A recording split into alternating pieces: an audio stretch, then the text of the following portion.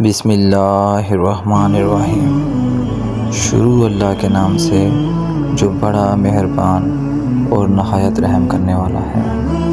دوستو، اللہ تعالیٰ نے فرشتوں میں سب سے پہلے ان 4 فرشتوں کی تخلیق فرمائی، جن میں حضرت جبرائیل علیہ السلام، حضرت میکائیل علیہ السلام، حضرت اسرافیل علیہ السلام اور ملک الموت حضرت عزرائیل علیہ السلام شامل ہیں۔ حضرت عزرائیل علیہ السلام کو انسانوں کی روح قبض کرنے کا کام ان کے خاص وصف کی وجہ سے دیا گیا، جو یہ ہے کہ اللہ تعالیٰ نے حضرت آدم علیہ السلام کو تخلیق کرنے کا ارادہ فرمایا تو حضرت جبرائیل علیہ السلام کو حکم دیا کہ جاؤ زمین سے مختلف اقسام کی مٹی لے کر آؤ۔ حضرت جبرائیل علیہ السلام اللہ کے حکم سے زمین پر پہنچے اور مٹی اٹھانے کے لیے اپنا ہاتھ جیسے ہی زمین کی طرف بڑھایا تو مٹی آپ علیہ السلام سے پناہ مانگنے لگی کہ تمہیں تمہارے رب کا واسطہ ہے، مجھے اس کام کے لیے استعمال ہونے سے بچاؤ۔ چنانچہ حضرت جبرائیل علیہ السلام اللہ کے پاس واپس لوٹ آئے اور عرض کرنے لگے، یا اللہ، زمین کی مٹی مجھ سے آپ کی پناہ مانگ رہی ہے اور کہہ رہی ہے کہ مجھے تخلیق آدم کے لیے استعمال مت کرو۔ پھر اللہ تعالیٰ نے حضرت جبرائیل علیہ السلام کی جگہ دوبارہ حضرت میکائیل علیہ السلام کو بھیجا۔ ان کے ساتھ بھی یہی معاملہ پیش آیا اور وہ بھی خالی ہاتھ واپس لوٹ آئے۔ پھر اللہ تعالیٰ نے حضرت اسرافیل علیہ السلام کو زمین پر بھیجا۔ مٹی کی فریاد سن کر رحم آ گیا اور یہ بھی خالی ہاتھ واپس لوٹ آئے۔ پھر اللہ تعالیٰ نے ملک الموت حضرت عزرائیل علیہ السلام کو حکم دیا کہ اب تم جاؤ اور زمین سے ہر قسم کی مٹی لے کر آؤ۔ چنانچہ حضرت عزرائیل علیہ السلام زمین پر پہنچے اور مٹی اٹھانے کی تیاری کرنے لگے تو مٹی نے آپ علیہ السلام کے آگے بھی التجا کی کہ تمہیں اللہ کا واسطہ مجھے اس کام کے لیے استعمال مت کرو۔ حضرت عزرائیل علیہ السلام نے مٹی کی ہر فریاد کو نظر انداز کر دیا اور زمین سے ہر قسم کی مٹی لے آئے۔ اللہ تعالیٰ نے ان کے اس کام کو دیکھتے ہوئے انہیں حضرت آدم علیہ السلام اور ابن آدم کی روح قبض کرنے کی ذمہ داری دے دی۔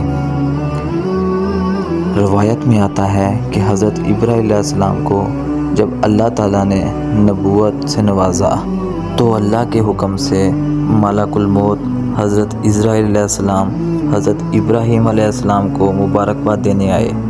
حضرت ابراہیم علیہ السلام اللہ کی حمد و ثنا کے بعد ملک الموت سے پوچھنے لگے کہ مجھے یہ بتاؤ، تم کافروں کی روح کس طرح قبض کرتے ہو؟ ملک الموت نے فرمایا، آپ وہ ہیبت ناک اور خوفناک منظر نہیں دیکھ سکتے؟ حضرت ابراہیم علیہ السلام نے فرمایا، کیوں نہیں، تو مجھے وہ نظارہ دکھاؤ، میں دیکھنا چاہتا ہوں۔ آپ علیہ السلام نے فرمایا، اچھا، کچھ دیر کے لیے اپنا منہ پھر دوسری طرف پھیر لیجئے۔ حضرت ابراہیم علیہ السلام نے منہ پھیر لیا تو ملک الموت نے آپ علیہ السلام سے فرمایا، آپ مجھے دیکھ سکتے ہیں۔ حضرت ابراہیم علیہ السلام نے جیسے ہی ملک الموت کی طرف منہ پھیرا تو دیکھا ایک سیاہ بالوں والا ہیبت ناک لمبا چوڑا آدمی جس کا سر آسمان سے لگا ہوا معلوم ہوتا تھا۔ اس کے منہ سے آگ کے شعلے اور دھوئیں نکل رہے تھے۔ اس کے جسم کے ہر حصے سے چنگاریاں پھوٹ رہی تھیں۔ حضرت ابراہیم علیہ السلام یہ خوفناک منظر دیکھتے ہی بے ہوش ہو گئے۔ تھوڑی دیر بعد جب آپ علیہ السلام کو ہوش آیا تو دیکھا ملک الموت اپنی پہلی والی شکل و صورت میں بیٹھے ہوئے تھے۔ آپ علیہ السلام نے اٹھتے ہی ملک الموت سے فرمایا، اگر کافر کو موت کے وقت سختی پیش نہ بھی آئے تو تمہاری یہ خوفناک اور ہیبت ناک صورت ہی اس کے لیے بہت بڑا عذاب ہے اور یہی اس کو کافی ہے۔ پھر آپ علیہ السلام نے فرمایا کہ مومن کی روح قبض کرنے کا نظارہ دکھاؤ۔ ملک الموت نے فرمایا، آپ دوبارہ اپنا منہ پھیر لیجئے۔ جب آپ علیہ السلام نے دوبارہ منہ پھیر کر اس کی طرف دیکھا تو سامنے ایک خوبصورت خوشبودار بہترین نورانی لباس پہنے ہوئے ایک نوجوان نظر آیا۔ آپ علیہ السلام نے اسے دیکھتے ہی فرمایا، اگر مومن کو کرامت اور بزرگی نہ بھی حاصل ہو تو تمہاری حسین و جمیل صورت اس کے لیے کافی ہے، مومن دیکھتے ہی اس پر فدا ہو جائے۔ آپ علیہ السلام نے ملک الموت سے پوچھا کہ اگر ایک آدمی مشرق میں ہو اور دوسرا مغرب میں، اور کہیں بیماری پھیل رہی ہو اور کہیں جنگ ہو رہی ہو، ایسی صورت میں تمہیں خود کے فرائض انجام دینے میں دشواری نہیں آتی؟ تو ملک الموت نے فرمایا، میں اللہ کے حکم سے ارواح کو بلاتا ہوں اور وہ میری دونوں انگلیوں کے درمیان آ کر جمع ہو جاتی ہیں اور میرے روبرو تمام زمین اس طرح سکڑ جاتی ہے جس طرح کہ کسی آدمی کے سامنے تشت رکھ دی جائے اور وہ جو چیز چاہے اس میں سے اٹھا لے اور جسے چاہے چھوڑ دے۔ آپ علیہ السلام نے فرمایا، مجھے اپنے فرائض انجام دینے میں کوئی دشواری اور کوئی مشکل نہیں آتی۔ بعض انبیاء علیہ السلام نے موت سے کہا کہ لوگوں کو تم اپنے آنے سے پہلے اطلاع کیوں نہیں دیتی؟ اس نے کہا کہ میری آمد سے پہلے میرے قاصد میرا پیغام پہنچا دیتے ہیں۔